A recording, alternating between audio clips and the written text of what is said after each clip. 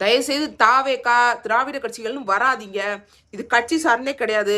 இது தமிழக மக்களோட வாழ்வு. இன்னைக்கு வருஷ நாட்டில் உள்ள மக்கள் அனைவரும் சாக துணிஞ்சிட்டாங்க. இன்னைக்கு ராணுவ படையை ஏவி அத்தனை மக்களையும் கொல்றதுக்கு ஆள் அனுப்பிச்சிட்டு இருக்கு மத்திய அரசு. கர்நாடகாவில் 9 லட்சம் மரங்கள், அதாவது வனப்பகுதி, பெரிய காட்டை வெட்ட போறான். ஒரு காட்டையே அழிச்சிட்டு அங்க இருக்க வனவிலங்குகளை கொன்னுட்டு அதுல இவன் அணை கட்ட போறான். அதுக்கு இந்த மத்திய அரசு அனுமதி கொடுக்குறாங்க. அது தெரியாம நம்ம தூங்கிக்கிட்டு இருக்கோம். இங்க ஒருத்தர் குறை சொல்லிக்கிட்டு நீ சரியில்லை நான் சரியில்லைன்னு சொல்லிக்கிட்டு இந்த முட்டாள் தற்குறி சனங்களை மாத்தி பேசிக்கிட்டு இருக்கீங்க. இங்க வருஷ நாட்டில் இருக்க மக்கள் புலிகளுக்கு ஆபத்து அப்படின்னு சொல்றாங்க. அங்கே 9 லட்சம் மரம் இருக்கிறது எவ்வளவு பெரிய வனம் சொல்லுங்க. அது எவ்வளவு பெரிய காடு. சௌமியா அன்புமணி சொன்னாங்கல்ல, ஒரு பெரிய காடே நீங்க அழிக்க போயிருங்க.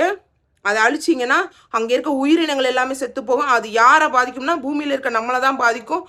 இது பெரிய பாதிப்பு ஏற்படுத்தும்னு.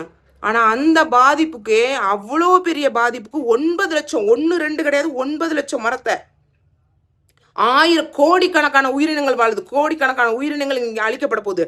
அதுக்கு இந்த மத்திய அரசு அனுமதி வழங்க போகுது.